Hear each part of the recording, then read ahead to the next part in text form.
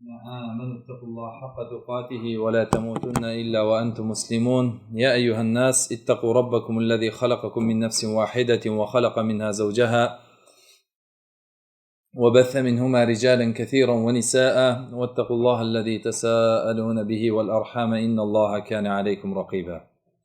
يا أيها الذين آمنوا اتقوا الله وقولوا قولا سديدا يصلح لكم أعمالكم ويغفر لكم ذنوبكم ومن يطع الله ورسوله فقد فاز فوزا عظيما. أما بعد، Rabbimiz Allah subhanahu wa ta'alaga barcha hamd sanalarimiz, maqtovlarimiz, ulug'lovlarimiz, donlarimiz bo'lsa edi.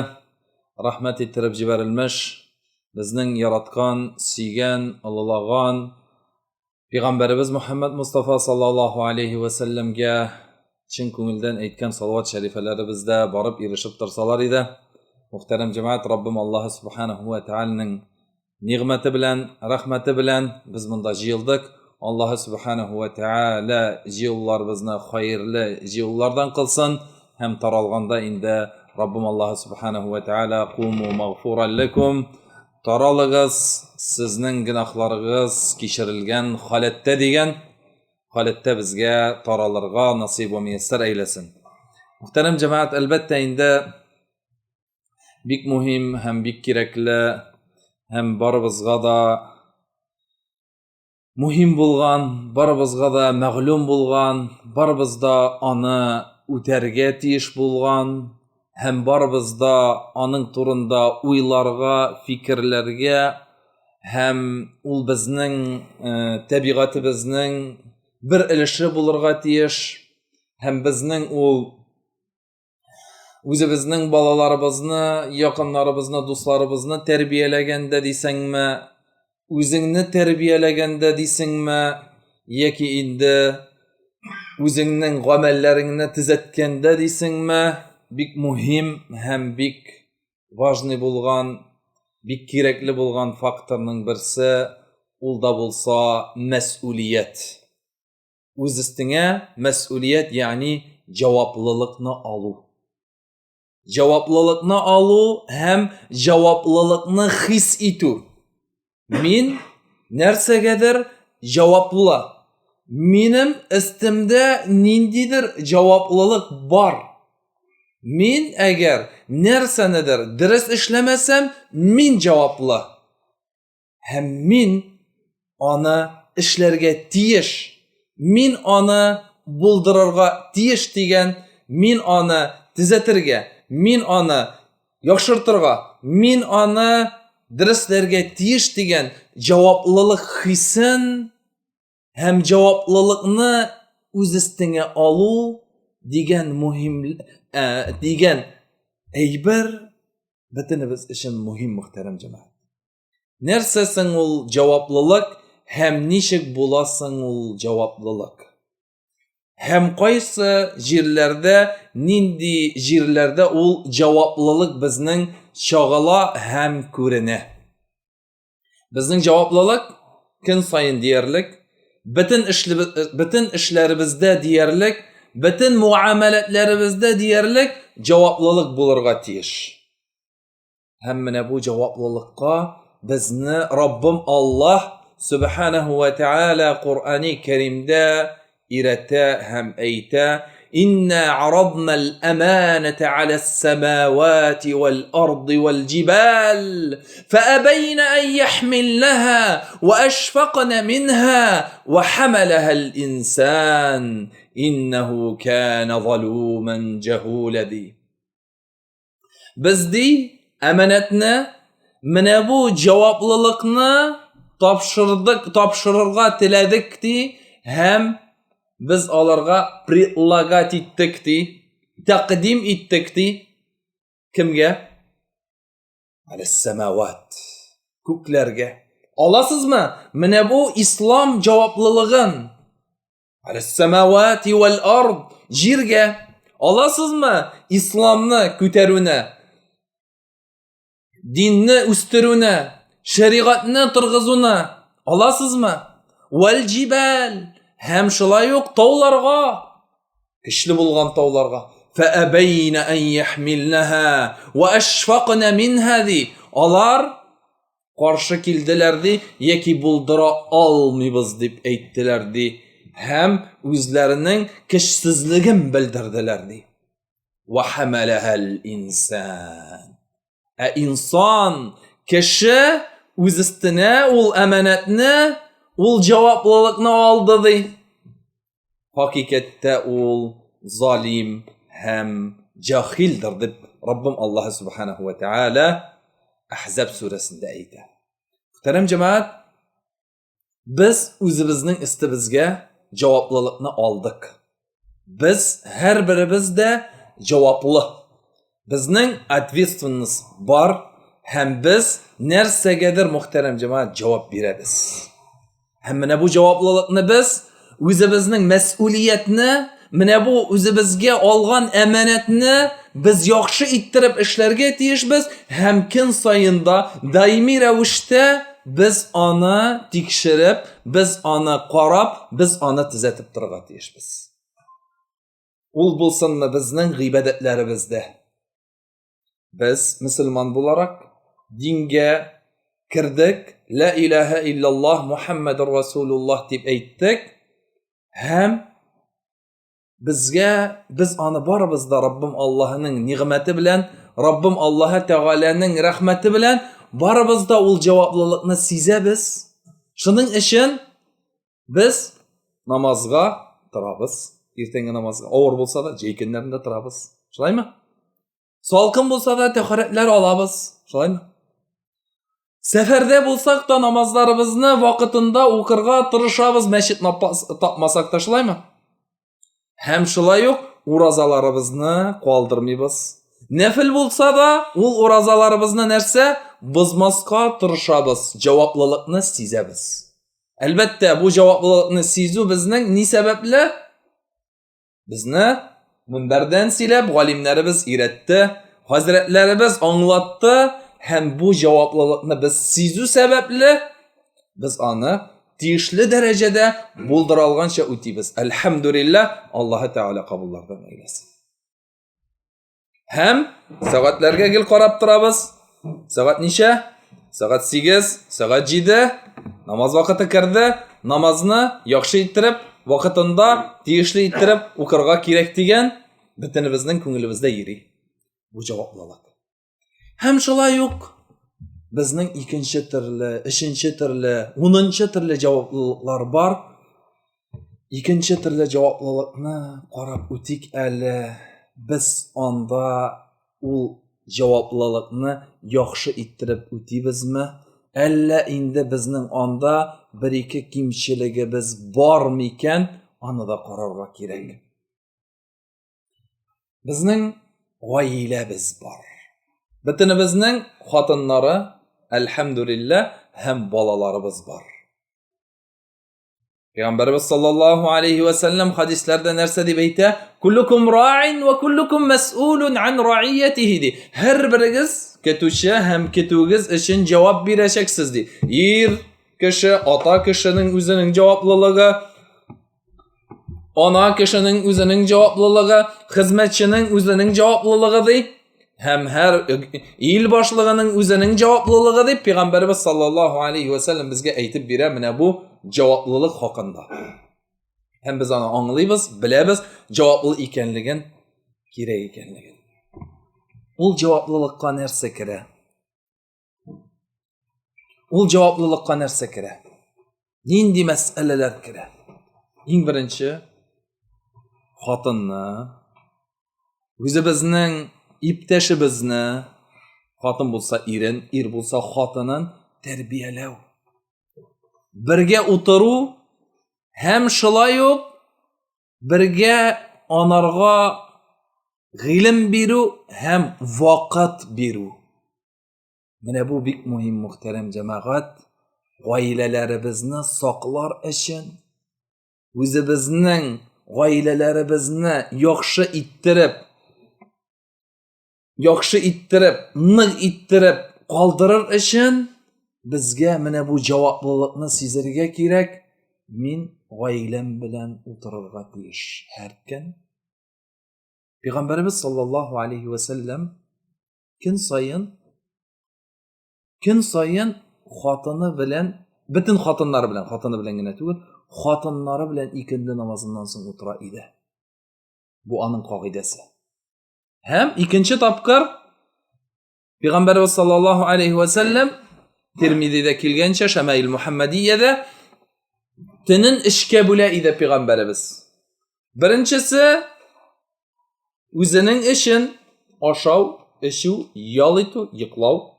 Икенчесе Раббысы өчен иде аның тәне.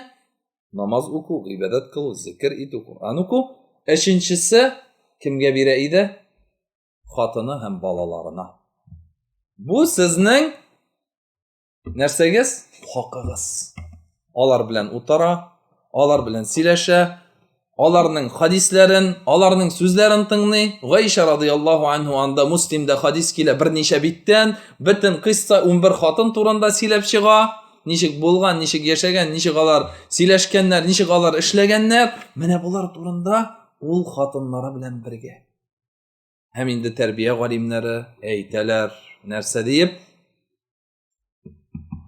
Хатыннарга атнага бер көн бирергә кирәк 10 сәгать, 12 сәгать балалар белән хатыннарга. Бу сезнеке. Теләсәгез кая барабыз? Теләсәгез нәрсә эшлибез? Теләсәгез өйдә, теләсәгез урамга, теләсәгез берәр җиргә барып киләбез, туганнарга, якыннарга, теләсәгез өйдә утырабыз. Кая телисез шунда. Бу сезнең хакыгыз. Менә бу мәс'улиятне безгә сизергә кирәк һәм үтәргә кирәк. Имамнар, хәзрәтләр, башкалар беләләр, гаиләнең таркалуының сәбәпләренең иң зурларыннан булып тора ир өйдә юк. Ир хатыны белән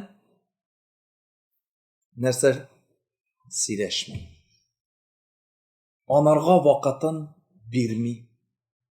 Анарга тиешлечә аны урамга чыгармый, гулят иттерми, тигендә монда алып бармый. Хатын сизә, тигендә булды, булар белән барды, тигенең белән булды дип сизә, белә. Шулаймы? Ир моны бирмәгәч, монда гаилә таркалуга бара. Менә бу мәс'улиятне без барыбыз да сизергә тиешбез. Һәм атнасына 10 сәгать авыр булса башлагыз 6 сәгатьтән менә бу ларны ераграк итеп калдырып кырыйга куеп балаларыгыз белән чыгыгыз һәм балалар әтине күреп үсәргә тиеш. Менә бу мәс'улиятне аңлаган кеше, аңлаган хатын-кыз нәрсә? Аңлаган ират кайчакта аерылырга туры килә ир белән хатынга. Ләкин баланы без монда белергә тиешбез. Бөтен галимнәр әйтәләр, балага зыян килергә тиеш түгел ир белән хатын аерылганда. Ир белән хатын аерыла, бергә яши алмадылар, ләкин балага зыян килергә тиеш түгел. Бала атасын һәм анасын күреп үсәргә тиеш. Бу бөтен галимнәрнең сүзе. Ни өчен? Ни өчен? Монда бала гаепле түгел. Әти әнисе бергә килешә алмаганга, бала гаепле түгел, баланың хакын үтәргә кирәк. Назлу специально менә баланы бирмим дип әйтү, ул инде нәрсә? Җавапсызлык. Җавапсызлык. Бала монда булырга тиеш түгел. Менә мин хәзер баланы үзем алып калам да, сиңа рычаг давления, мин сиңа монда шул сәбәпле давит итәм, шуның белән мин сиңа күрсәтәм, баланы күрсәтмичә, яки ират әйтә, мин сиңа түләмим, акчаны бирмим. Бала гаепле түгел. Менә бу нәрсәдән чыга? Мәс'улиятне аңламау. Шулай ук гаилә мәсьәләсендә килгәндә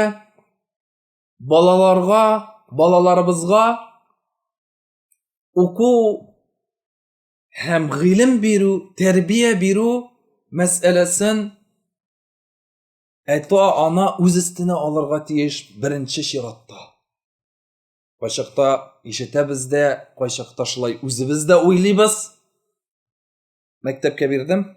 Алар өйрәтсеннәр, тәрбияләсеннәр, алар гыйлем бирсеннәр. Бирмәсәләр, мәктәпне барып сүгәбез. Укытучыларга, ник минем баланы яхшы иттереп өйрәтмисең? Минем балам бит акыллы. Беренче тәрбия һәм беренче гыйлем ул мәктәптә түгел. Ул кая? Ул өйдә. Ата-анадан алынырга тиеш. Һәм менә бу мәс'улиятне без иң беренче сизеп, икенчедән планлаштырырга тиешбез. Хәзер галимнәрнең анда төрле планнары бар. 1 яшьтә, 2 яшьтә, 3 яшьтә, 4 яшьтә, 10 яшькә хатлы, 15 яшькә хатлы нинди гыйлемнәр бирергә тиеш, нинди әдәп әхлаклар аларга өйрәтелергә тиеш. Булар барысы да язылып чыккан. Интернетлар моның белән тулган. Ләкин бу мәс'улиятне сизмәсәң, син аны беренчедән эзләмисең, икенчедән син аны карамыйсың. Кайчакта без күрәбез, Фәләновичнең балалары бик тәртипле, бик әдәпле, тыңлаулы. Ата-анасын тыңлыйлар, кунак килгәч күренеп тора, әтисе утырып тора, балалары бөтенсен эшләп куя. Әтисе кунак белән сөйләшә, өстәл әзер. Килгәндә балалары чыгып ача, озатып җибәрә. Монда ата эшли. Ата һәм ана бик зур вакытын сарыф итә нәрсәгә? Баланың тәрбиясенә. Чөнки ул җаваплылыкны сизде. Һәм менә бу җаваплылыкны сизү барыбызга да мөһим һәм кирәкле эш булып санала бу тәрәҗәдә. Кемнең әзер планы бар? Минем кайчан улым яки кызым нинди гыйлемнәрне алып бетерә? Куранны кайчан ятлап бетерә? Кайчан ул шундый әдәп әхлакларны өйрәнә? Кайчан хәзерге заманда бигрәк тә кайчан мин өйрәтә башларга тиешмен үземнең кызыма һәм үземнең малаема ир белән хатын арасында булган мөнәсәбәтләрне? Син өйрәтмисең икән? Тигендә өйрәтәләр. Тигендә өйрәткәчтән соң синең араң балаң белән нәрсә? Салкыная, суына, ярагая, пәрдәләр күбәя. Сиңа ышанмый башлый. Ышаныч әзәя. Ни сәбәпле? Син беренче мәгълүматны син бирмәдең. Ничек бирергә? Уялам, куркам, белмим. Өйрәнергә. Җаваплылыкны сизмичә син аны өйрәнмәячәксең. Җаваплылыкны белмичә син аны эзләмәячәксең, сорамаячәксең аның турында. Ләкин гасыр үзгәрде. Бу бөтен балада бар. Булмаса таба ала. Таба алмаса анарга күрсәтәләр. Шулаймы? Качып булмый монардан. Монда бөтен нәрсә бар. Нәрсә кирәк? Шуны табып була. Нәрсә кирәк? Шуны күреп була. Нинди мәгълүмат кирәк? Ул бар. Ләкин сорау анда түгел. Сорау. Кем беренче мәгълүматны бирде? Кем беренче анарга бу информацияны бирде? Аның төрле усуллары бар, төрле юллары бар. Икесен генә әйтеп үтәм. Мәсәлән, ана кеше ничек кыз балага әйтә күрем турында.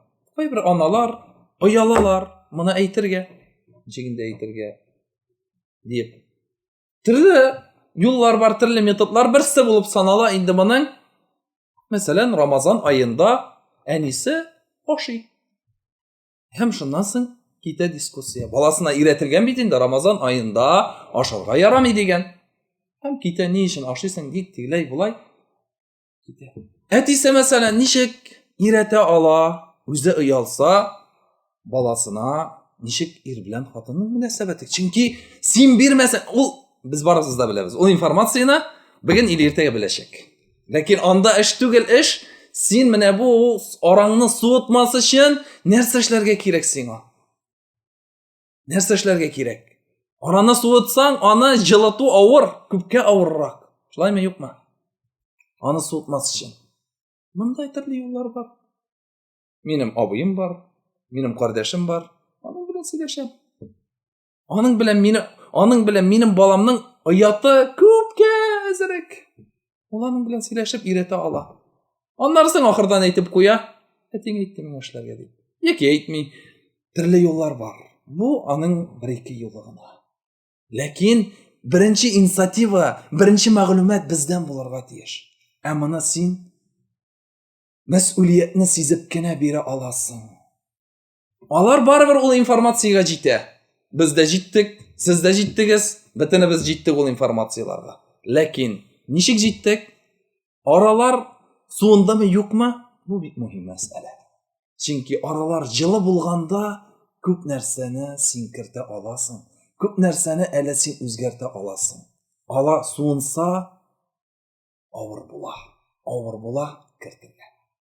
Ammo mas'uliyatni sezmishagina, mas'uliyatni anglamishagina biru og'ir. Anglav ana og'ir. Shulay muhtaram jamoat, bu biz g'ibodat masalasida qarab o'tdik mas'uliyatni. Qarab o'tdik oila, bola tarbiyalash, xotinga vaqt beru masalasida. Bu misollarga anda har birisine kirsak bik ko'p narsalar. Uchinchi bir misol. Bizning mas'uliyat shulay muhim bo'lib sanala punktualnostda. Vaqtida kelishu bo'yicha vaqtida kelib jetu. Kelishu bo'yicha vaqtida bitin ishni boshlaw. Bu shulay muhim bo'lgan musulmonning muhim bo'lgan sifati. Har birimizga muhim. Men jidada boshladim ne için?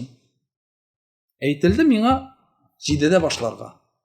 Ondan so'ng kishi kelib jetmagan ali deb so'ngroq davay bir 5 minut, 10 minut, 2 minut deb so'ngroq shigirga tiladilar. Men aytdim yo'q. Ne için?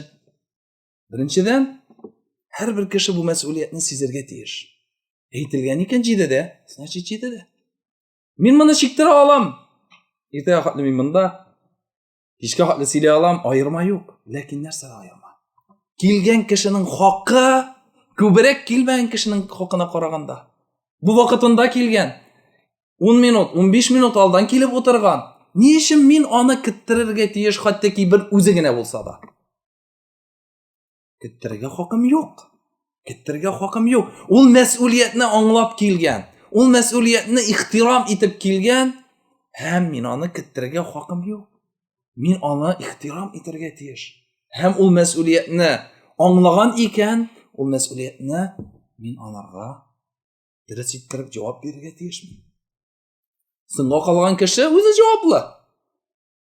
Ham mana bu muhtaram jamoat ko'p narsani ko'rsatib tura. Bizning dinimiz irata punktual bo'larga. Shunaymi yo'qmi? 1 minut oldin og'zingni ochsang, kini bo'yna tutgan urazang dirasmi? 1 minut dersan, plus minus 1 minut. Dirasmi? Yo'q. 1 minut singa qolib bir narsani ishlasang, namozingni o'qisang, vaqtida bo'lib sanalami, yo'qmi? Yo'q. Vaqtida o'qilmagan. Qazo bo'lib sanala, sen uning ishingina qolasang. Nishin? Bizning dinimiz irata. Mana bu vaqtga ahamiyat beruni. Payg'ambarimiz sollallohu alayhi va sallamda hadislarida aytdi. Kishidi o'zining vaqti turunda sıralacaqdı qiyomat kunida. Har bir minuti, har bir soati ishin nishik sen ona sarf etdi. Mana bu sening mas'uliyatingni anglata. Sening vaqting qimmatli, vaqting sening qadrli, vaqting sening muhim, vaqting sening bik zotli ham ulug' narsa ekanligini anglata. Agar biz vaqtga ahamiyat bermaymiz ekan, bizning balalarımızda, bizning ko'rshilarimizda bizga boshqacharoq qaray boshlaydi. Shunday bir so'rov. Qo'y bir kishilar bitinda odatlangan singa qolib kelirgan. Onun odati shunday. Onun odati shunday singa qolib kela. Narsa desang da endi singa qolib kela. Ona o'zgartib o'zina bir 3 yil kerak. Narsa ishlarga bu ishroqda. Narsa ishlarga endi bu kishi bilan. Nishik mana tarbiyalarga. Qo'shiqda xotin bilanda shul masalada sen ярты гомереңне уздырасың. Мин сиңа әйттем бит 5 тә чыгарга. 5 тә 15 минутта, 5 тә 6-нчы яртыда инде чыга. Буламы андый хәлләр? Булай бит. Була андый хәлләр. Әйттем чыкмый. Монда синең ике вариант. Бу өченче вариант инде. Монда синең ике вариант, өченче вариант утырасың да китәсең, калдырасың да китәсең. Анарга хәтле ике вариант бар. Беренче вариант тәрбиягә алынасың. Пунктуальностьның, вакытның әһәмияте. Чөнки вакыт ул договор булып санала, килешү булып санала, вакытында килү һәм башкасы аны 3-4 ел буена кешене тәрбияләргә кирәк инде. Шуннан соң ул кеше әкрен генә тәрбияләнә, үзгәрә. Кеше барыбер үзгәрә, тәрбияләнә, әлхәмдүлиллаһ. Бу бер. Ләкин моны үзгәртергә кирәкме, юкмы дигән сорау куеп була. Бәлки буны үзгәртү әллә ни әһәмиятле булмаска мөмкин. Шуның өчен икенче вариантны куллана аласың. Мәсәлән, мин дә аны идә кулланам. 5 тә чыгарга кирәк булса, әйтәм 5-нче яртыда әзер бул дип. Как раз 5 тә әзер. Вопрос решен. Тәрбияләп, вакытымны уздыру монарга минем өчен бик әһәмиятле түгел. Чөнки башка мәсьәләләр бар, тәрбияләп бетерергә кирәк әле. Бу мәсьәлә аның хәтле важный һәм мөһим түгел. Бар приоритетлар, 1-2 эш, бу 10-нчы, 15-нче булырга мөмкин. Шуның белән нәрсә? Синең низагларда, идәге проблемаларда һәм шулай ук ник чыкмаган вакытында күпме вакыт үтте, тигеләй булай дип әйтүләр дә, спорлашуларда бетә. Ләкин кайчакта онытылып та җибәрәм үземдә. 5 тә дигәч 5 тә чыга, аны китеп торасың инде. Аңлыйсың инде, син тәрбияләргә теләмәдең бит? Китеп тор инде.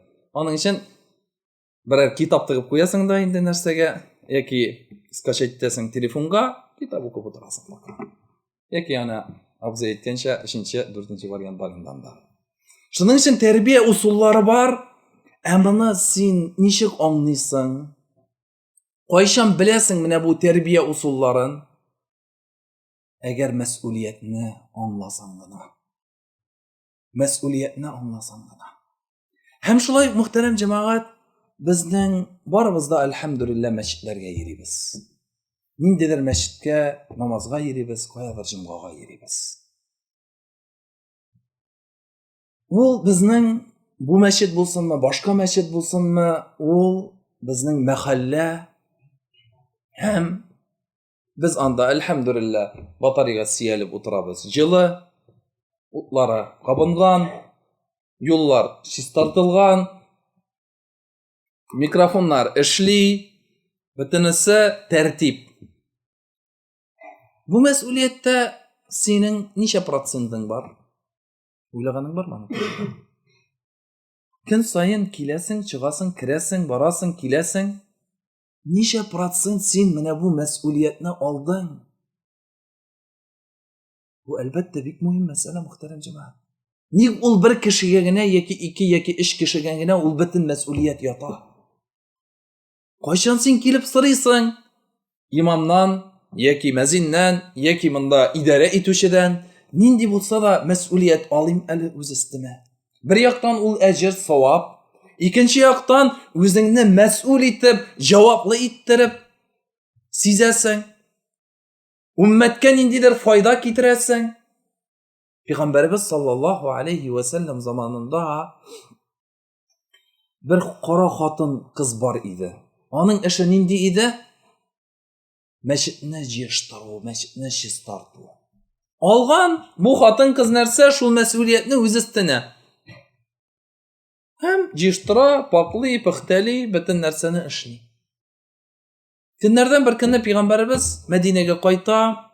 Бер көн юк, 2 көн юк, 3 көн юк бу хатын кыз сораша. Кая теге хатын? Эй Расулаллаһ, ул инде үлеп китте, мәрхүм. Аллаһның рәхмәтендә булсын. Без аны итеп күмдек. Ник миңа әйтмәдегез?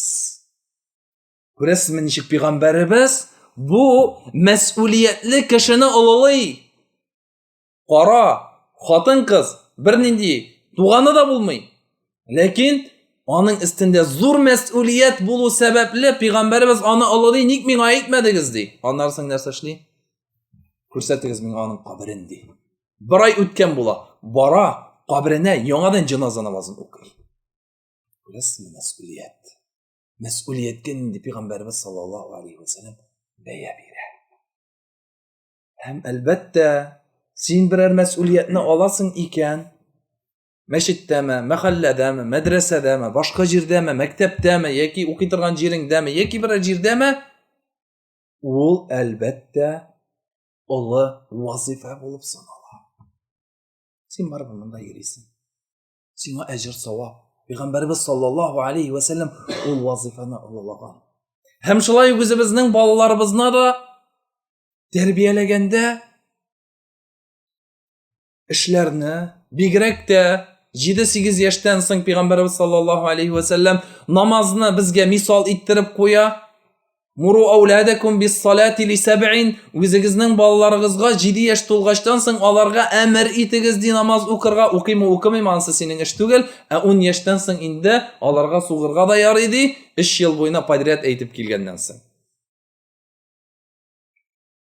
Bunda Peygamberimiz sallallahu aleyhi ve sellem bizga mas'uliyatni topshiradi. Sen mas'ulsan. Kunini sen yoki anisa 5 topqir aytmasang 7 yoshlik balanga ertangi namozga uyatmasang, tur o'lim namoz o'qa. Dalshi turamat tursa alhamdulillah, turib yiqlab ketay ekan, ansa o'zining ishi sen ona qulog'indan turtib, tualetga olib borib, ayda tahorat ol deb aytirga tegish tugul 10 yosh to'lmacha. Lekin 3 yil bo'yina sening mas'uliyating, sening istingda narsa kun sayin 5 topqir aytu. Yoki sen yoki anisa nechik kelishasiz. Bu narsa deb sanala, bu mas'uliyat. Mas'uliyat bizning istimizda.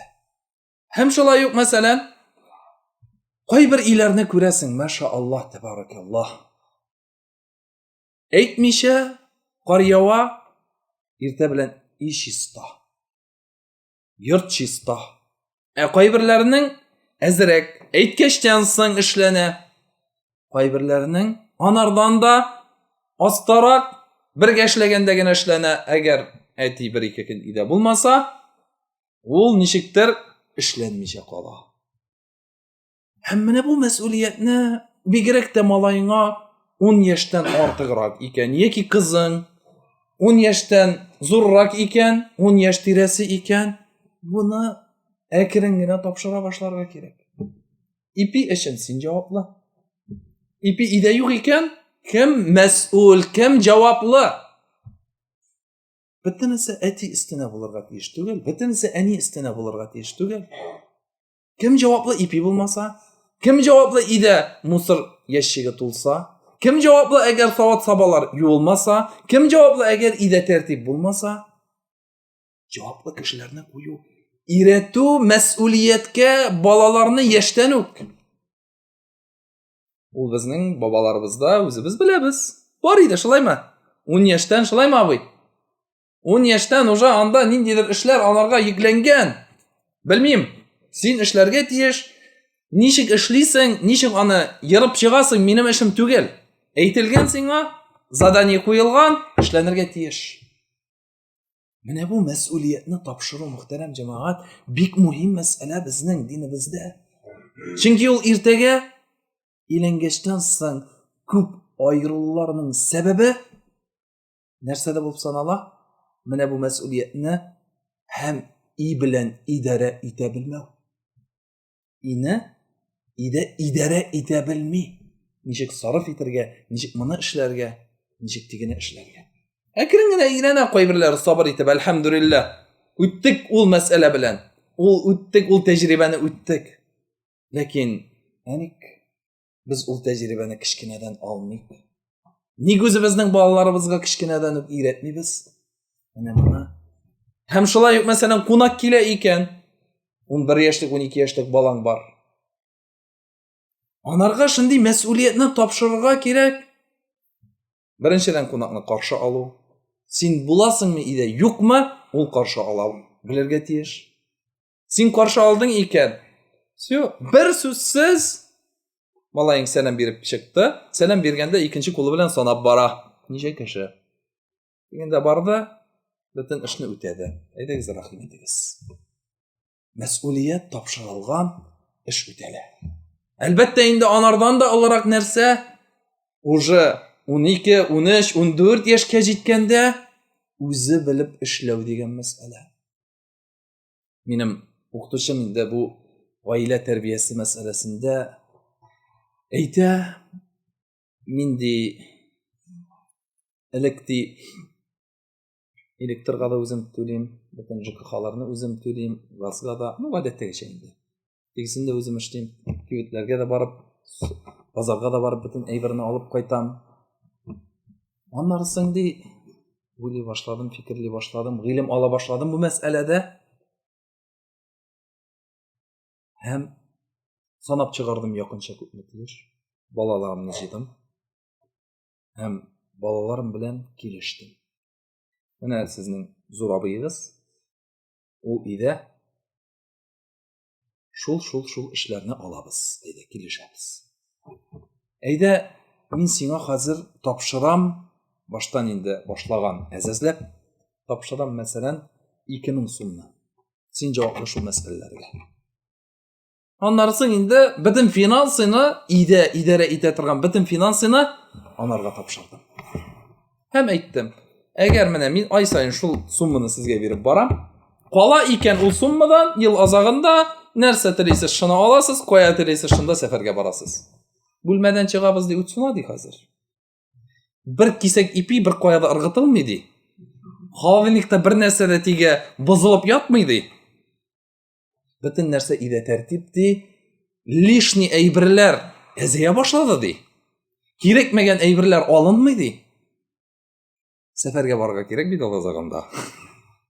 Бер-берсенә әйтәләр ди, өчендер. Анда чыгып килә безгә. Тапшырган тәртип. Һәм әти кешегә дә кайгылар, монда инде инең 75% уже нәрсә эшли. 75% и үзеннән үзе идарә ителә. Әнисе белән нәрсә эшләргә пешерергә, бөтен саныйлар күпме каян ничек алырга тигендә юнрәк, монда очсызрак тигендә яхшырак, ә монда күбрәк алсаң әзрәккә бирәләр. Әле күршеләр белән бергә алыйк, оптим алганда бар бу юнрәккә чыга, төрле схемаларны төзиләр, төрле вариантларны эшлиләр. Ни өчен? Эшләргә кирәк монда системаны дөрес иттереп, акча калсын һәрберебезгә. Яхшы мотивация, яхшы.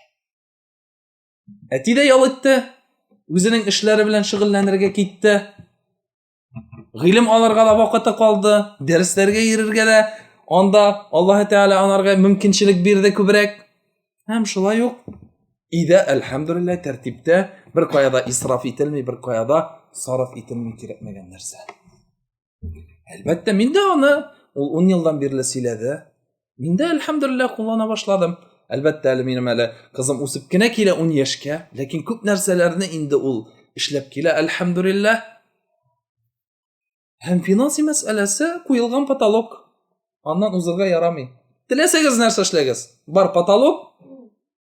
Узасың икән, шул потолоктан инде үзең берничек сыеш. Әйе, ирәнделәр. Айга бер генә барабыз супермаркетка. Айга бер. Бер нәрсәне онытасың икән, гафу ит, мин гаепле түгел. Бер нәрсә онытылмый уже 5-6 елдан бирле. Бер нәрсә онытылмый. Ирәнделәр, әлхәмдүлилләһ. Кайткан сайын эсемез килми миңа. Индесен сора, хатын язган, ипи, сөт, май. Тагын нәрсә? Юк, антисемслар юк. Мин беләм кайчан алып кайтырга суны, кайчан алып кайтырга ипине. Тәнәсе тәртипкә салынгач, ыгызыгы да әзрәк, талашулар да әзрәк, акчалар да әзрәк китә. Ләкин бу һәрбер кеше үзенең мәс'улиятен сизгәчтән соң, аңлагачтан соң гына барлыкка килә. Әгәр сизми икән, иде бардак икән, ул эшләнә торган эш. Ләкин аны әкрен берәм генә башларга кирәк. Баштан бер эшне тапшырасың, bir yartı ay, bir ay ketesin, qaraysan tertipmi, yaxshimi, anlarsın ikkinchisin qo'shasan, anlarsın uchinchisin, anlarsın finansning bir ilishini berasan, anlarsın javoblilikning ikkinchi ilishini berasan, tegisin, minsin, akirangina sen onlarga 75-80% inin idora etuvini topshirasan. Qiz kuyovga chiqqanda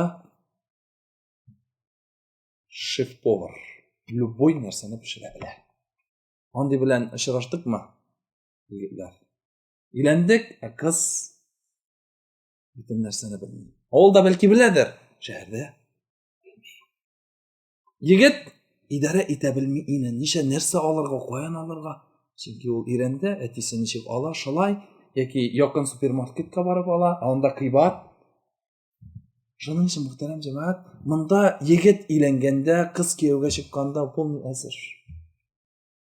Polni azir ini idora etirga. To'liqcha bilib bütün narsalarni. Bu bizning mas'uliyat. Bu bizning istimizda bo'lgan javoblilik. Biz ona bolalarimizga berib qoldirga tiyishmiz. Agar berib qoldirmaymiz ekan, onlarsin ketib tur endi. Yoki qizingning kiri qaytganin, yoki malayingning yangadan uylantirga so'ralganin. Ne uchun?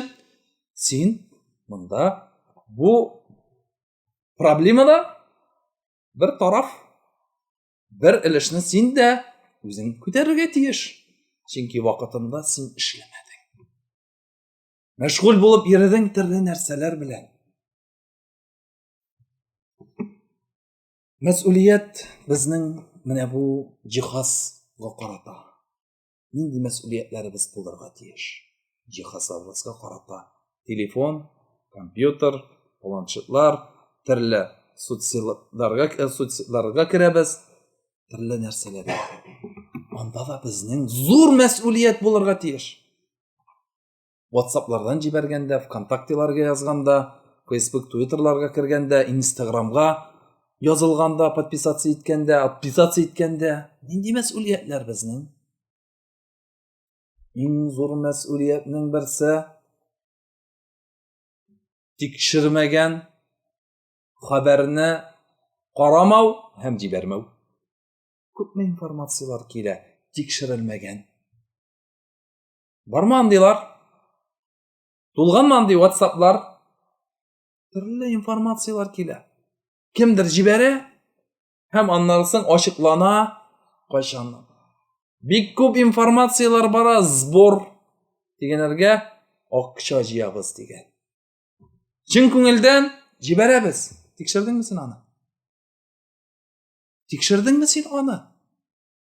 Qaradingmi kimga sen jiberganingni? U belgilangan kishiga borib yetami alla yo'qmi? Kim buning uchun javobli?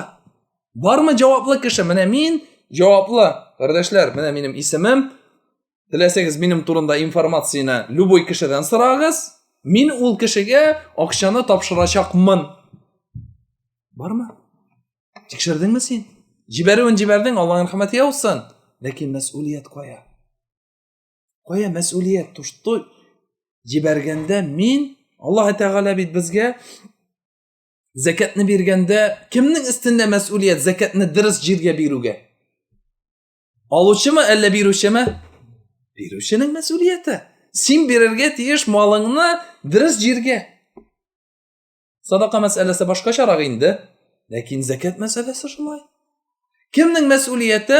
Chisto bitta yerda namoz o'qu. Sening mas'uliyat. Men bilmadim qo'yirning pishiraq ekanligini. Menga bit yozib qo'ymaganlar bunda qo'yirda, anda bolalar yeri sidikli bo'lurga mumkin deb. Sening mas'uliyat u. Sen uni tekshirishga tiyish. Sen uni bilirga tiyish. Mana bu mas'uliyatni sezu degan so'z. Mas'uliyatni anglov degan so'z. Mas'uliyatni biluv degan so'z. Kimning mas'uliyati? Agar mana bunda jibaraladi ekan, birarningdi sen gruppada admin bo'lsang, idorachi, kimning mas'uliyati unda gruppada turli narsalar jibaruga? Kim mas'ul? Kimning ustida javoblilik? Adminning ustida javoblilik. Aminim ustida javoblilik yo'qmi? Bor. Adminga nasihat aytib. Admin, qarang. Фәлән анда ярамаган әйберләр җибәрә. Тикшерелмәгән әйберләрне җибәрә. Минем өстемдә анарга насихат әйтү. Кабул итә икән, әлхәмдүлилләh, кабул итми икән, тагын матуррак тагын да хикмәтләргә иттереп әйтү. Алай да кабул итми икән, фәлән кире җибәрү. Әйт әле, пожалуйста, админга мондый нәрсәләрне карасын инде, тикшерсен инде. Алай да булмый икән, булай да булмый икән, төзәлми икән, анда син уже ихтиярда, яки каласың, яки саубуллашасың. Үзеңнең мәс'улиятеңне сизергә тиеш. Мин админ түгел. Мин белмим. Аны бит үзе ачкан, үзе җавап. Юк, синдә җаваплы. Җаваплылыкны сизергә тиеш. Ләкин син җаваплы түгел ул кешегә золым итүгә, яки ул кешене кууга, яки ул кешене чыгаруга. Син җаваплы нәрсәгә? Менә бу админга хәбәр итүгә. Син җаваплы. Менә бу җаваплылыкны әгәр барыбыз да сизәбез икән. Һәм шулай ук берәрсе группада яки үзенең личкасына яза икән төрле информациялар, дөрес булмаган, яки фитнәне куптара торган, яки проблемаларга алып бара торган. Монда бит ул үзенә генә зарар итми. Монда бит ул мөселманга, җәмгыятькә, уммәткә зарар итеше мөмкин. Ярар. Үзләр разберется анда, карап. Син дә җаваплы. Күрдең икән, ничектер? Яки үзенә әйтәсең, булдыра алмасаң, булдыра алсаң үзенә әйтәсең, булдыра алмасаң берәр кешене җибәрәсең. Ничектер анарга тәэсир итә торган кешене эзлисең. Син җаваплылыкны сизергә тиеш. Син җаваплылыкны сизергә тиеш һәм җаваплылыкны аңларга тиеш. Менә бу мөхтәрәм җавап бик мөһим нәрсә. Мин әйттем инде бер тапкыр, юк, бер тапкыр гына әйтү ул җаваплылыкны истән төшерү түгел. Матур иттереп икенче тапкыр ачуланмыйча, менә бу бик мөһим фактор. Кайчакта без мин әйттем, ул тыңламады дигән сүз чыга телебездән, авызыбыздан. Мин әйттем, ул тыңламады. Ярар тыңламаса. Синең җаваплылык шунда тукталдымы?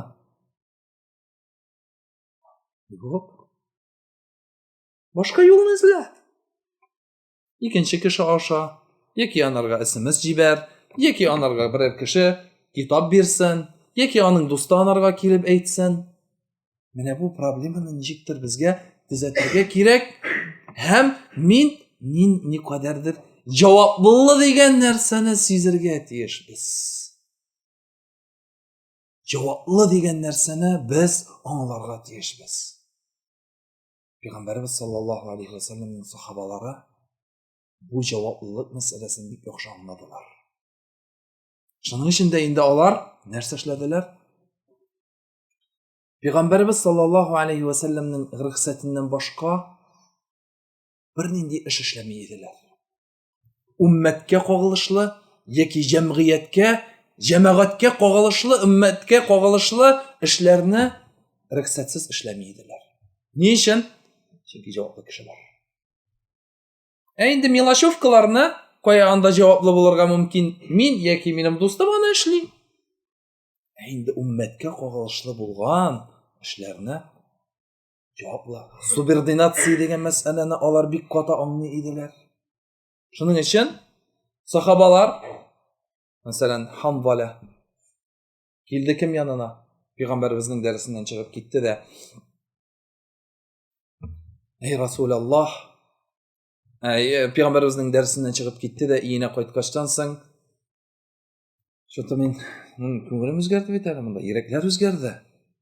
Анда булганда бер төрле иманым, монда кайткачтан соң хатын балаларыма совсем икенче төрле. Нәрсә булды миңа?" дип, кемгә бара? Абу Бәкергә бара. Ни өчен? Зам? Пәйгамбәрбез саллаллаһу алейхи ва салламның замы. Субординацияны саклый. Абу Бәкр әйтә: "Мин бу мәсьәләне решать итә алмыйм." Киттек бергә. Кемгә баралар? Пәйгамбәрбез саллаллаһу алейхи ва салламга баралар. Вопросны шулай решать итә. Пәйгамбәрбез аңлатып бирә инде моннан соң. Ничек булырга тиеш? Һәм ничек Пәйгамбәрбез әйтә: "Са'a ва са'a", бер сагать булай булса, икенче сагать инде әзрәк иманың үзгәреп китә икән, анда бер нинди дә проблема юк. Әгәр иманың шул ук халәттә була икән, инде сиңа фәрештәләр килеп сәлам бирер дип. Пәйгамбәрбез саллаллаһу алейхи ва саллям аларга аңлата. Ләкин алар җаваплылыкны сизәләр. Алар җаваплылыкны аңлыйлар. Гомәр радиллаһу анһу да күпме әйдә бу мәсьәләне решать итеп куям ди. Кемнән сорый? Пәйгамбәрбездән сорый. Пәйгамбәрбезнең рөхсәтеннән башка бер нәрсә эшләми. Рөхсәт алу дигән бу бик мөһим җаваплылык. Бик мөһим җаваплылык. Дәрес бирергә телисеңме? Берәр нинди организация, берәр нинди нәрсә оештырасыңмы? Берәр нинди җирдә анда кешеләрне җыясыңмы? Җәмәгатькә кагылышлы, уммәткә кагылышлы рөхсәтеңне сора. Курс ставьте дип әйтәләр бит әле. Әлбәттә, ул җаваплылык. Иңдә җыясың икән, анысы синең эшең. Син иңдә үзең хуҗа. Ләкин инде җәмгыятькә кагылышлы, уммәткә кагылышлы мәсьәләләрдә син сорарга тиеш. Бу җаваплылык. Син җаваплылык мәсьәләсен сизергә тиеш, аңларга тиеш. Бик мөһим мәсьәләләр, мөхтәрәм җәмәгать. Шуның эчендә инде күптән түгел генә әле бер шейх әйтә. Мин ди бик олы бер галимгә бардым ди. Язып җомгадагы кайбер хаталарны. Имамнарның хаталарын җомгадагы. Китап язып бармадым ди, инде кайбер хаталарны җыеп, менә 15-20 хата бар. Бөтен менә безнең дәүләттәге имамнар шул мәсьәләдә хаталаналар. Әгәр менә бу зур галимгә барды инде, әгәр моның турында берәр нинди бәян чыгарсагыз иде, берәр нинди кешеләргә моның турында хат язсагыз иде. Обращение. Нәрсә дип әйтә теге галим? Бу ди уммәткә кагылышлы һәм уммәткә бәйләнешле зур мәс'улият һәм әһәмиятле эш ди. Моны ди муфтиның рөхсәтеннән башлашырга ярамый ди. Моны муфти эшләргә тиеш ди, яки ул миңа рөхсәт бирә ди. Китап язасың икән, проблема юк ди. Язып чык китап, үзеңнең исемеңне куй. Менә шундый җомганың сөннәтләре, әдәпләре һәм хаталары бар. Әйе. Инде обращение бу син кем обращаться итәргә? Нинди сыйфатың белән син кешеләргә мөрәҗәгать итәсең? Обращение от такого-то, такого-то. Кем син ул? Син үзеңнең дәрәҗәңне белеп аңларга тиеш. Чөнки бу мәсьәләне галимнәрне карасак, элекке галимнәр бөтенесе бу мәсьәләне аңлый иде. Үзенең исеменнән килешмичә генә чыгармый иделәр. Бу сахабалар вакытында ук нәрсә эшлиләр иде? Бер килә бит әле Абу Муса аль-Аш'аридән сорап. Нәрсә дип әйтә? Бар ди Ибн Мәс'удкә, ул безнең галимебез ди. Аның сүзеннән без мин сиңа гыйлем өйрәтәм, дәресләр бирәм, әйе аңлатам, ләкин конечно фәтваны, соңгы җавапны аласың кемнән? Бу уммәткә кагылышлы бик зур сорау бу. Аласың Ибн Мәс'удтан ди. Мин анардан узып эшләргә хакым юк. Икесе дә сахаба, икесе дә Пәйгамбәрбез саллаллаһу алейхи ва саллям белән бергә үскән, бергә гыйлем алган, ләкин бар галимрәк, олырак дигән мәсьәлә. Шуның өчен алар нәрсә бу мәсьәләләрне саклый иделәр. Һәм шулай ук башка да дальше галимнәр дә шулай. Абу Юсуф бит рахимаһулла хаталана Абу Ханифаның шәкерте. 10 ел укыгачтан соң үзен инде галим дип сизә. Булды, җитте миңа дип нәрсә? Рөхсәтсез икенче көнне барып утыра, икенче үзенә дәрес ача. Бер ничә малайны җыя үзенең дусларында дәрес бирә башлый. Абу Ханифа аңлап ала. Бу дөрес түгел, бу дөрес эш түгел бу. Миннән сорамады. Миннән рөхсәт алмады. Мин анарга әйтмәдем. Ярар, 3 көн калдыра. 3 көннән соң бер хатын кызны чакыра. Кил әле монда ди. Һәм анарга сорауны бирә. Бар әле аны теге егеттән сорап кил әле сорауны ди. Әгәр шулай дип әйтсә, хата диген. Әгәр булай дип әйтсә, хата диген. Булай да дөрес түгел, булай да дөрес түгел. Бара, сырый, кыскарту турында инде, анда күлмәкне кыскарту турында була. Юк, хата ди. Булай да дөрес түгел ди. Тегесе чавап килә Абу Ханифәгә. Абу Ханифа әйтә, "Кая ди? Кая ашыгасың? Нигә сез киттең?" Нигә сез киттең? Мин ди үземнең шейхым Мөхәммәд ибн Аби Сулейман үлмичә ди.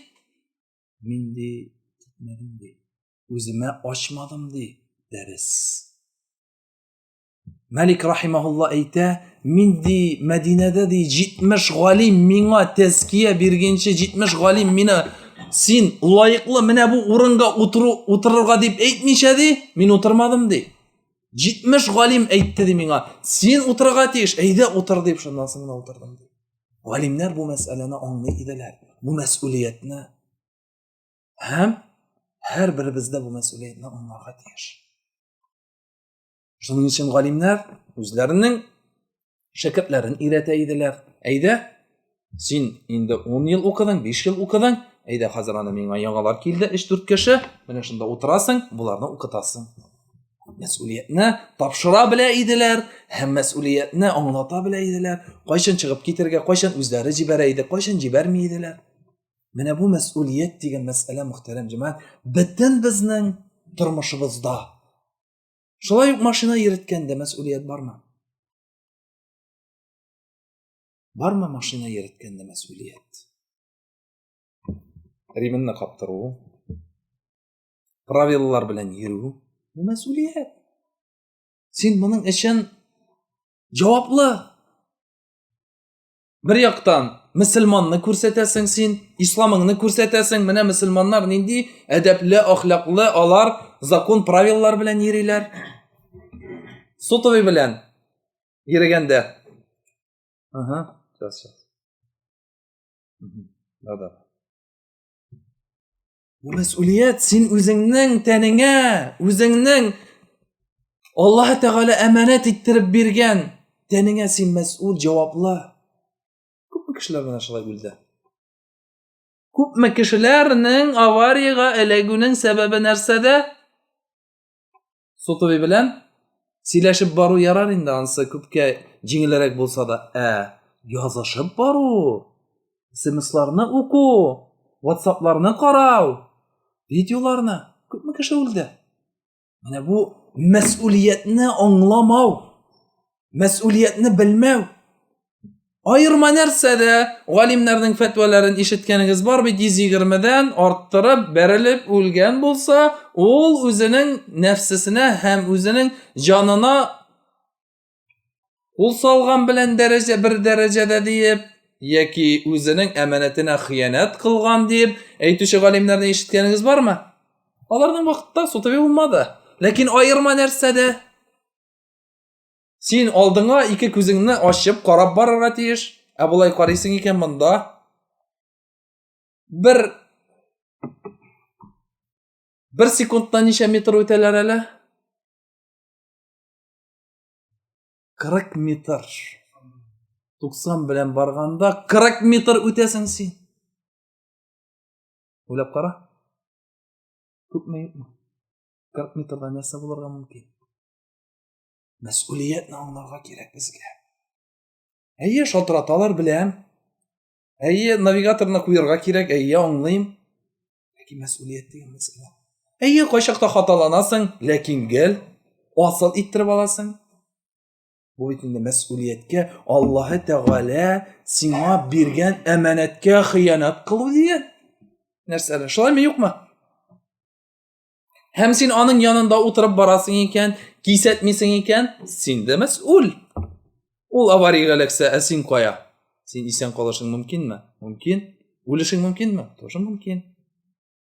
Син дә аны кисәтергә, аңламаса кулыннан тартып алырга, чөнки яки төшеп калам дигән.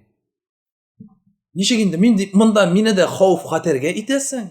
Мине дә монда һәлакәткә итәсең? Статистикаларны укыгыз, аның турында күпме авариялар булды шул мәсьулиятне аңламау сәбәпле. Карагыз видеоларда анда YouTube'дан Күпме кешеләр ничек бәрелеп үлгәнен шул сутовый сәбәпле. Күпме әзмә. Үзегезнең һәрберегездән сорасаң, һәрберегез кыйсса китерәчәк.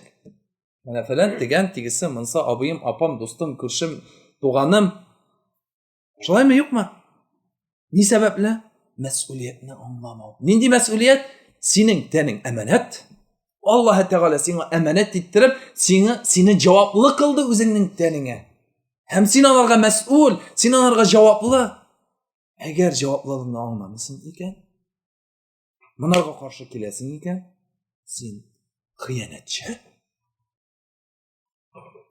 Bir секунд күтәрдең, 40 минут хыянат белән барган буласың. Тусан белән барсаң, әнә кайберләре 120 белән күтәреп бара.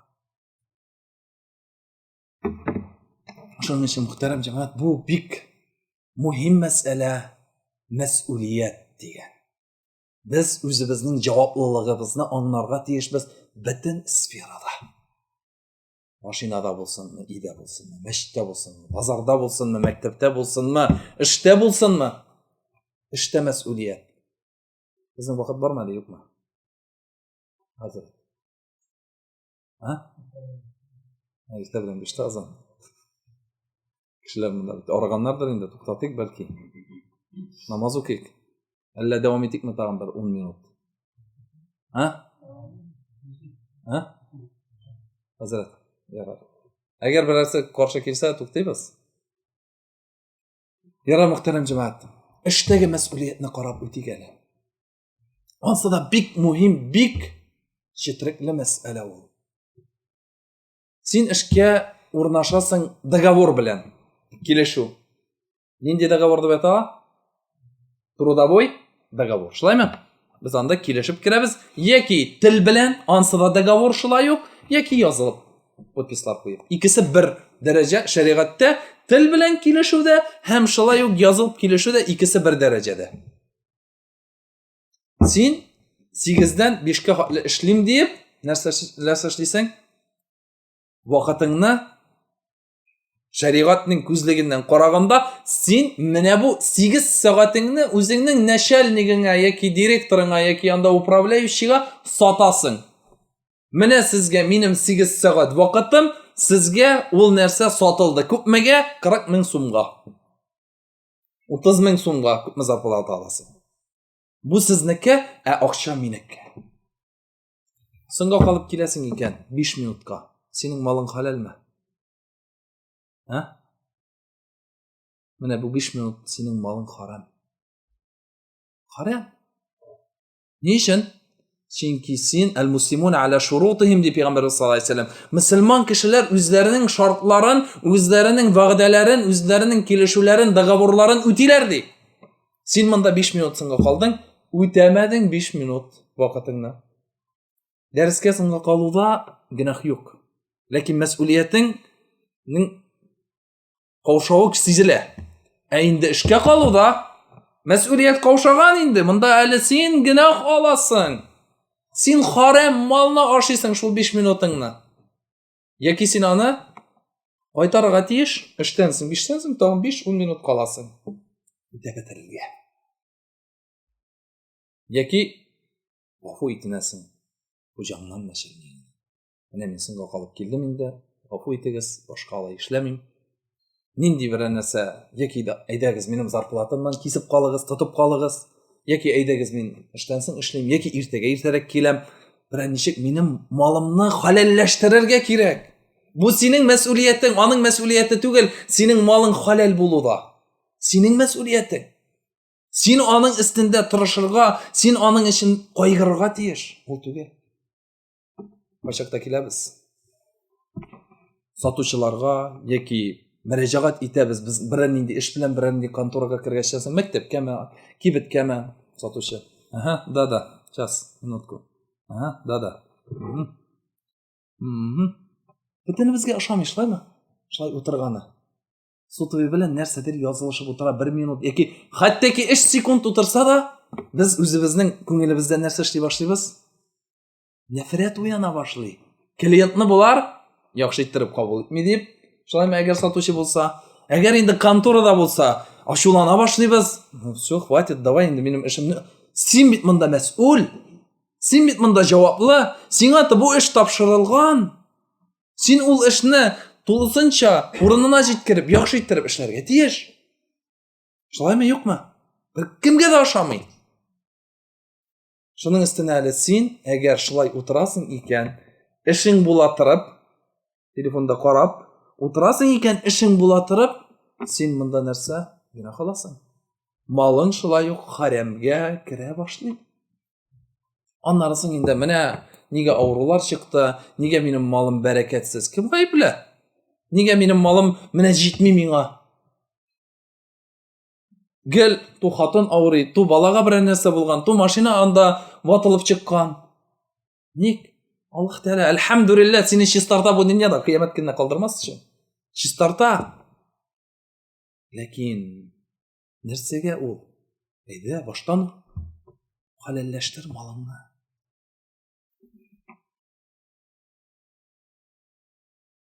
Намаз уку. Фарыз намазын уку. Эш вакытында. Аллаһ Тәгалә тарафыннан сиңа рөхсәт бирәләрме, юкмы? Аллаһ Тәгалә тарафыннан сиңа рөхсәт килгән фарыз намазын эштә укырга. 4 рәкъәгать. Нәфил намазын укырга. Хакың бармы? Рөхсәт юк икән. Син әйтәләр, юк. Син әле фарызны тыялар. Фарызны син бер кемгә дә карамыйсың. Хит анда әллә кем килсен. Ул Аллаһ Тәгалә тарафыннан исключить ителде. Искәрмә кылынган. Нәфилне укырга. Баштан 4 рәкъәт сөннәт, аннары соң 2 рәкъәт тагын сөннәт, аннары тәсбих, аннары зикр, аннары соң Кур'ан укып, аннары дуга кылулар бар. Бу ярыймы? Эштә. Абид вакытында булмаса, яки перекур вакытында булмаса ярамый. Син моны эшләргә тиеш түгел. Син вакытыңны саттың. Вакытыңны саттың үзеңнең хуҗаңа һәм менә моны эшләргә ярамый. Әгәр ул рөхсәт итә икән, пожалуйста. Ул әйтә икән, укыгыз менә, ярты сәгать сезгә нәфилегезне дә, фарызны да укыгыз. Яки әйтә, укыйсың икән, пожалуйста, соңга калып эшеңне бетер. Синең объем работа бар, шуны син эшләргә тиеш. Пожалуйста, ничек, кайчан телисең, кайчан киләсең, кайчан китәсең дип әйтә икән, анысы башка мәсьәлә. Инде рөхсәт юк. Һәм син нәфил намазларын, сөннәт намазларын укыйсың икән, эш була торып, хуҗаң сине тыя торып, хакың юк. Бу мәсьәләтне аңларга тиешбез без. Бу мәсьәләт, син вакытыңны саттың. Син вакытыңны хуҗаңа бирдең. Всё, синең вакыт түгел ул. Синеке түгел. Синеке акча, ул бирә торган акча. Ул бит бирә бетермәй акчаны. Бирә бетермәү аның мәсьәләте, синеке түгел. Бирә бетерми икән аның мәсьәләте. Ул хыянат кыла икән әманәткә. Пәйгамбәр саллаллаһу алейһи ва сәлләм нәрсә ди? Аддил әманәта лиман иттаманак ва ла тахун ман ханак ди. Әманәтне берәр кеше сиңа калдыра икән, бирә икән, анарга әманәтне тапшыр ди. Хыянат кыла икән берәр кеше сиңа карата, син аларга хыянат кылма ди. Ул гына бирми бит әле зарплатаны вовремя. Мин дә нәрсә дә эшләргә тиешмен. Юк. Син истеңә әманәт алдың икән, эшлә. Ошамый икән, увольняйся. Заявление яза, эштән кит. Мөхтәрәм җәмәгать, әманәт. Мәчеттәге имамның үзенең әманәте бар. 5 вакыт намаз анарга бирелгән икән, яки анда 2 имам икән, бүленгән икән намазлар, ул килеп укытырга тиеш. Аның өстендә әманәт ул. Әгәр ул әманәтне үтәми икән, значит, хыянат кыла. Ала торган малында анда шик, харам керә. Мөхтәрәм җәмәгать, бу мәсьәлә менә бу мәсьәләтне сизү һәм мәсьәләтне аңлау дигән сүз. Кайчакта менә бу мәсьәләтне аңламау сәбәпле, мәсьәләтне белмәү сәбәпле безнең нәрсә? Менә бу бардаклар, менә бу аңлашылмаучылыклар, менә бу проблемалар килеп чыга. Шуның өчен озын сүзнең кыскасы кайтабыз да үзебезгә бер дәфтәр ачабыз. Мин нәрсәгә җаваплы дигән дәфтәр. Һәм бөтен эшеңне яз. Гаиләдә мин ата буларак нинди җаваплы, мин әни буларак нинди җаваплы, мин бала буларак нинди җаваплылыгым бар ата-анама каршы, мин ир буларак, хатын буларак нинди җаваплылыгым бар, мин мәчетнең Bu мәхәлләнең йөрүчесе минем нинди җаваплылык? Мин бу урамда яшәүче кеше, минем нинди җаваплылык? Менә бу эштә коллега, минем нинди җаваплылык? Мин менә бу кибеткә йөрүче кеше, минем нинди җаваплылык сатып алучы буларак? Мин машинаны юлда йөртүче, минем нинди җаваплылыгым бар юлда йөрткәндә?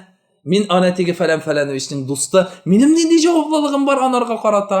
Мин аны теге галимне беләм, һәм минем нинди җаваплылыгым бар анарга карата? Яс, үзең җаваплылыгыңны. Үзеңә шундый сорау куй.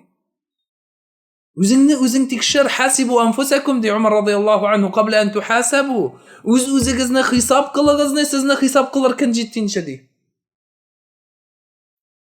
Әгәр моны язмыйсың икән, әгәр моның турында уйламыйсың икән, җаваплылыкны үтәмисең икән, син кем буласың?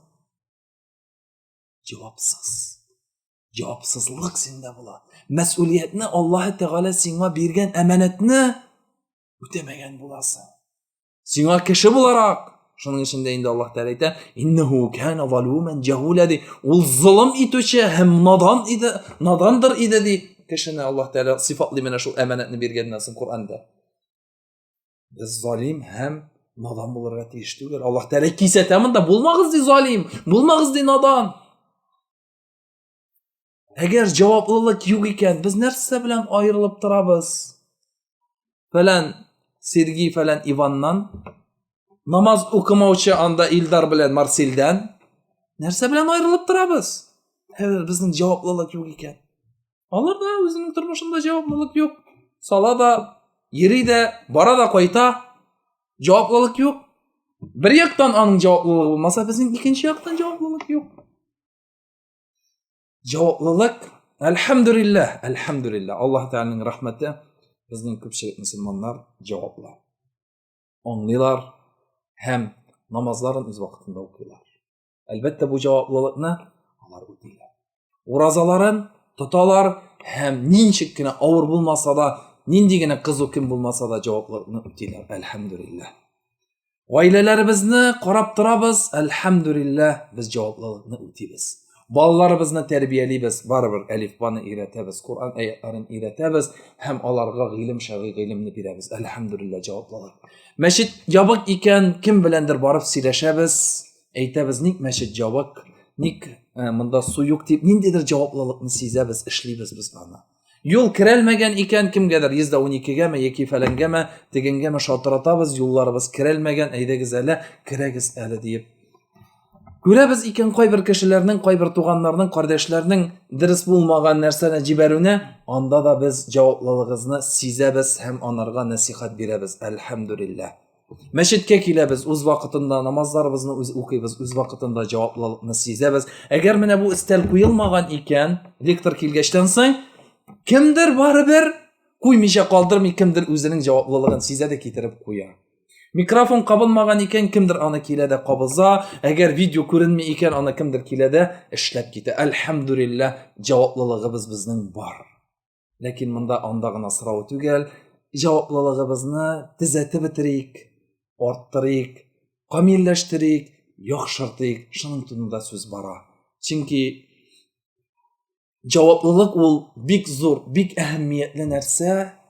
Без аны үтибез икән яхшы иттереп, җиренә җиткереп, без Аллаһ Тәгаләнең яраткан эшләрен, безгә тапшырган әманәтне үтәгән булабыз һәм Аллаһ Тәгалә каршында да җиңелрәк була җавап бирергә. Һәм без аны хакыйкатьтә дә тырышабыз. Шуның өчен гыйлемләр алабыз. Менә монда килүегез дә ул җаваплылыкның бер өлеше. Монда килдегез чөнки һәрберегез сизде нәрсәне: мин җаваплы. Мин ниндидер гыйлем алырга тиеш, шуның өчен мин монда килдем. Бу җаваплылык. Әлбәттә бу җаваплылык сәбәпле сез монда килдегез һәм тыңладыгыз. Һәм менә бу сөйләнгән сүзләрне, файдалы алган гыйлемләрне сез бөтенегезнең хәзер фикерендә, бөтенегезнең хәзер уенда нәрсә? Мин кайтам да аны сөйлим фәләнгә, мин кайтам да хатыныма өйрәтәм, мин кайтам да баламны тәрбияли башлыйм дигән һәрберегезнең уена, фикеренә килде. Һәрберегез ниндидер нәрсәне уже планлаштырдыгыз, һәрберегез нәрсәнедер уйлап куйдыгыз. Бу җаваплылык. Бу мәс'улиятне аңлау. Әлхәмдүлилләһ, бездә ул бар. Ләкин мәсьәлә, әйдәгез аны арттырыйк һәм без аны Аллаһның рәхмәте белән булдырабыз. Biz aның Alloh taolaning ne'mati bilan ishlab chiqamiz. Biz Alloh taolaning bizga bergan kuch-qudrati bilan yirab chiqamiz biz uni. Aydagiz birgalab biz o'zimizning javobligimizni sezik, ham birdan bo'lib javobligimizni yaxshi ittirib, ko'rkam ittirib, motor ittirib olg'a olib boring. Alloh taolo bizga bizga da yengil aytsin. Alloh taolo bizga da mana bu javoblilikni tiyishlicha o'targa nasib va muyassar aylasin. Alloh taolo bizga da mana bu javoblilikni Alloh taolo qo'shgancha, payg'ambarimiz o'rgatgancha, olimlarimiz ko'rsatgancha, bizning abi bobolarimiz bizga nasihat aytib qoldirgancha o'tik ham o'targa tirishik. Alloh taolo barchag'izga da mana bunda javoblarni anglab kelgan uchun barchag'izga da zo'r rahmat. Barchag'izga da Alloh subhanahu va taolo ajrlarini bersin, ham gunohlaringizni kechirsin. Alloh subhanahu va taolo kelajakda da mana shunday uchrashuvlarni organizatsiyaga yordam etsin. Hammana bunda endi chaqiruvchi kishiga da, hammana bu mas'uliyatni anglab buni uyushtiruvchi kishiga da, ham uyushtiruvchilarga da barisida da Alloh taolo o'zining rahmatlarini bersin. Rasul hazratga da, Niyoz hazratga da barcha mana bu fikrni o'ylab, fikrni yeritib chaqiruvchi kishilarga da Alloh taolo o'zining rahmatlarini bersin. Ham ularga da endi yaxshi ittirib bu dunyoda da oxiratda da Alloh taolo o'zining jannatlari bilan ularni Allah'sın hem cennetlerine kirsin. Ve sallallahu ala nebiyyina Muhammedin ve ala alihi ve ashabihi ecma'in. Subhanakallahu bihamdik. Eşhedü en la ilahe illa ente estağfirullah ve etûbü ileyk. Bizni yaptırgan için bargızga da rahmet. Selamun aleyküm.